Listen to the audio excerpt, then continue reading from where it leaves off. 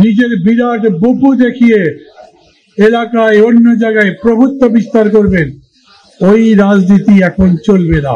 এই সময়ে রাজনীতির কথা বলতে হয়, তাহলে আমাদেরকে সংস্কারের কথা বলতে হবে। ফখরুল ভাই বললেন 166টা প্রশ্ন দেওয়া হয়েছে। এটা এক ধরনের এমসিকিউ পদ্ধতি, চাইলেই একদিনের মধ্যে জবাব দেওয়া যায় না, পড়ে বুঝে তারপরে বলতে হয়। তবে যে প্রশ্নটা উঠেছে, এই 166 জনের মধ্যে কেটে ছেটে সংস্কার ছোট করবার সুযোগ নাই। আবার বড় মানে যদি 166 হয় তাহলে ওটা বড়। আমি এরকম করে বুঝি, সংস্কার যা আমাদের জন্য এখন প্রয়োজন সেটা করতে হবে। প্রয়োজন গণতন্ত্রের, প্রয়োজন একটা গ্রহণযোগ্য নির্বাচনের।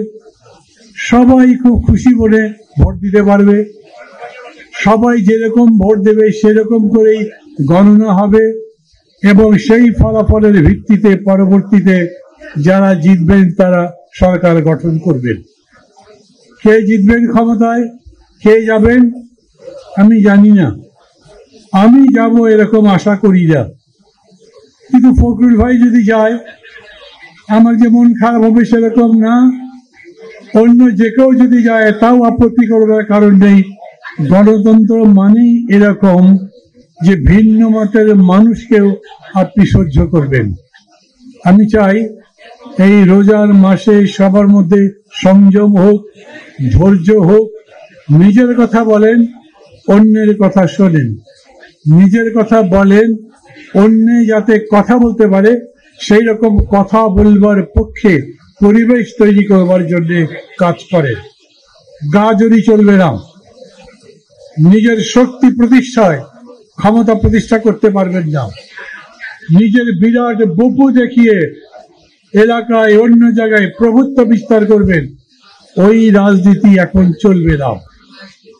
রোজার শিক্ষাই বলেন আর এই মহান গণঅভ্যুত্থানের শিক্ষাই বলেন, সবাই মিলে আমাদেরকে এই শিক্ষা দেয় আমাদেরকে একটা দেশ গড়তে হবে, নতুন দেশ, নতুন বাংলাদেশ, গণতন্ত্রের বাংলাদেশ, জনগণের কল্যাণের বাংলাদেশ। ভালো থাকবেন সবাই, খোদা হাফেজ।